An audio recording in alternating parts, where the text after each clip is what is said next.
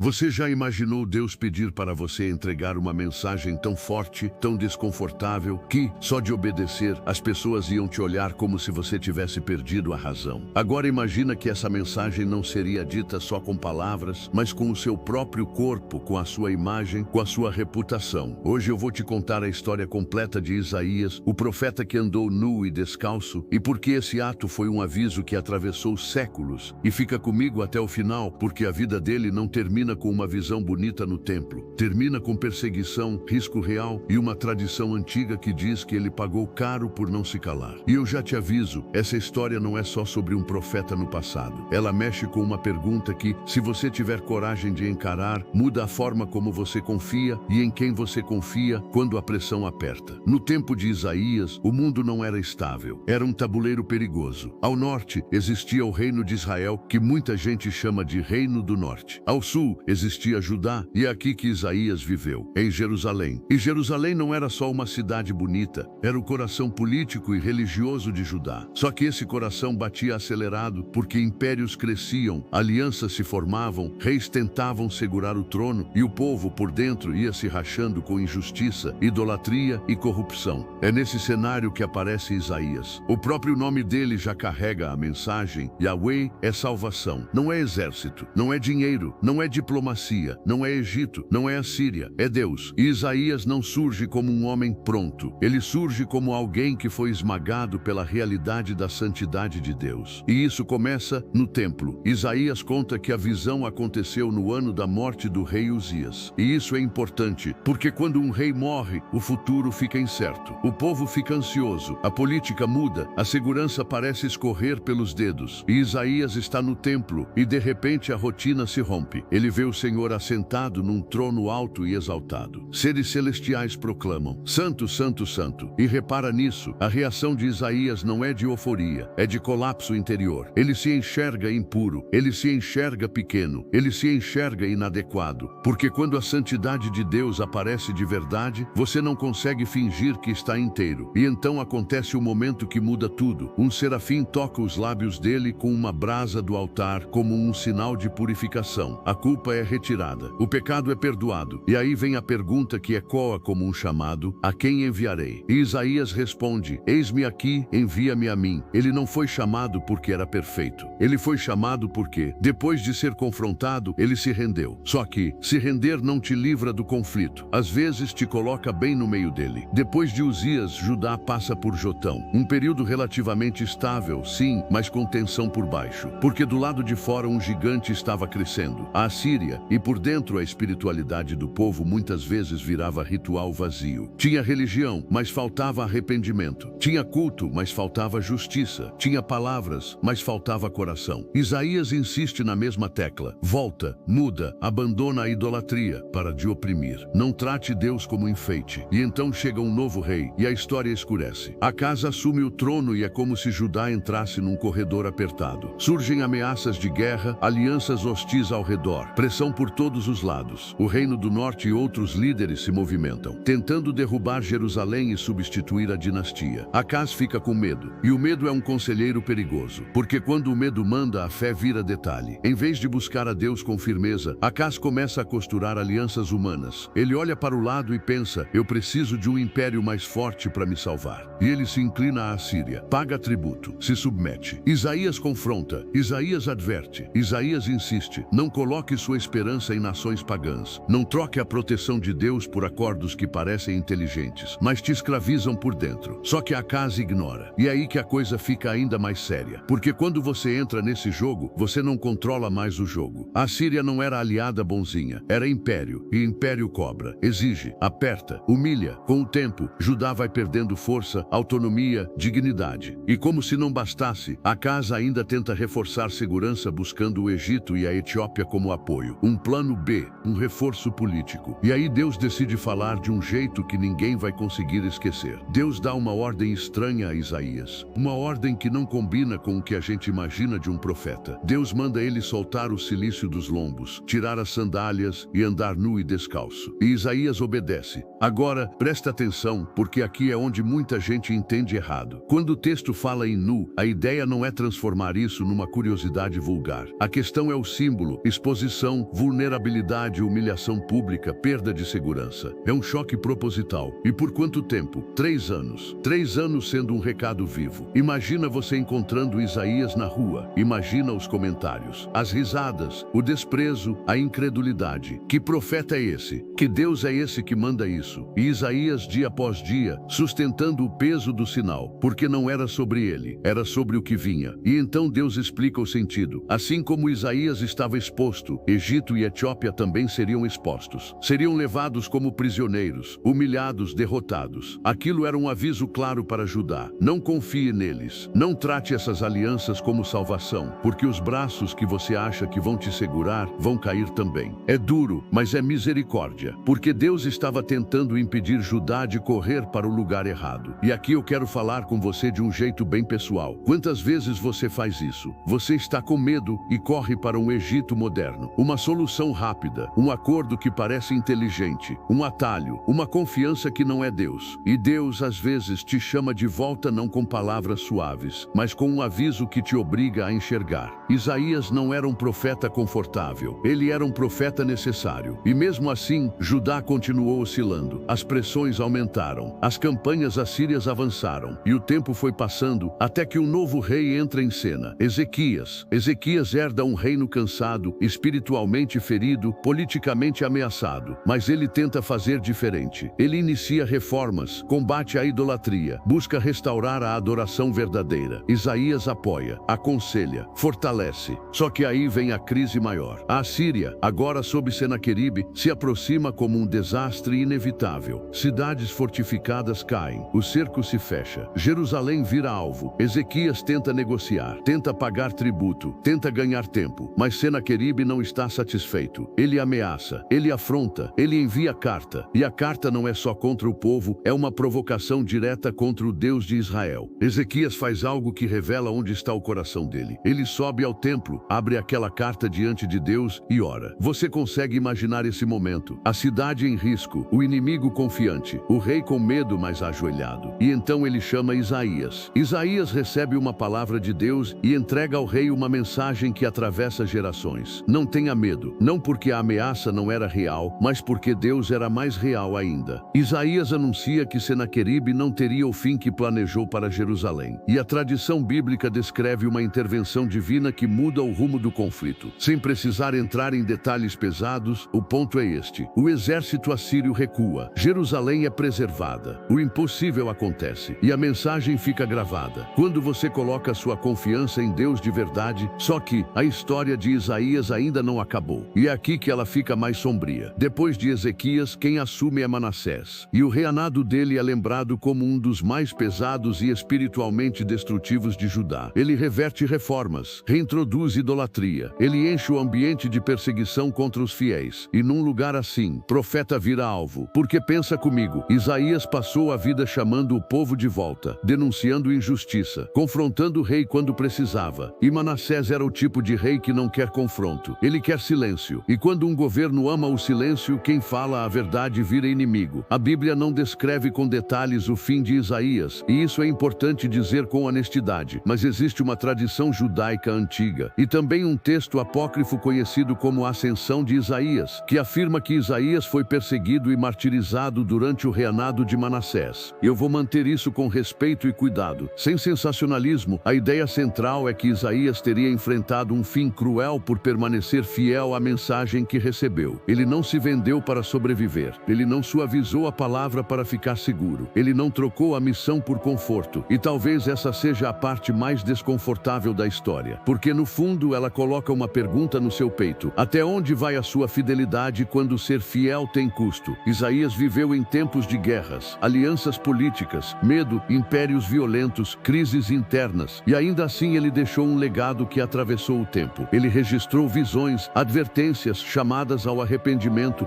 denúncia de injustiça, promessas de restauração. O livro que leva o nome dele tem dezenas de capítulos e se tornou um dos textos mais influentes do Antigo Testamento. Mas, acima de tudo, Isaías deixou esperança, porque enquanto o povo enxergava ruína, ele anunciava redenção. Enquanto o povo enxergava noite, ele falava de luz. Enquanto o povo confiava em alianças humanas, ele repetia como martelo: Yahweh é salvação. E agora, antes de eu encerrar encerrar, eu quero te trazer de volta para o começo, para aquela imagem do profeta nu e descalço, porque aquilo não era só uma cena estranha do passado, aquilo era um recado. Era Deus dizendo: você pode se vestir de segurança, pode se cercar de alianças, pode construir planos, mas se a sua confiança não estiver em mim, no dia em que o medo chegar, você vai se sentir exposto. E ao mesmo tempo, era Deus dizendo: se você voltar, se você confiar, eu ainda governo. Então deixa eu te perguntar de forma bem direta, olhando nos seus olhos através dessa história: qual é o Egito que você corre quando entra em pânico? Qual é a Assíria que você tenta agradar para não ser atacado? Qual é a aliança que parece inteligente, mas está te escravizando por dentro? Isaías foi um homem que disse: eis-me aqui, e bancou isso com a vida inteira. Ele viu reis, viu crises, viu milagres, viu perseguição e permaneceu como sinal. E talvez hoje, o que você precise não seja de mais um plano desesperado, mas de um retorno sincero ao lugar certo. Se esta história falou ao seu coração, deixe seu like, inscreva-se e ative o sininho. Cada novo episódio é uma oportunidade de descobrir mais das verdades que transformam vidas. Junte-se a nós e continue caminhando pelas origens da fé. Nos vemos no próximo capítulo.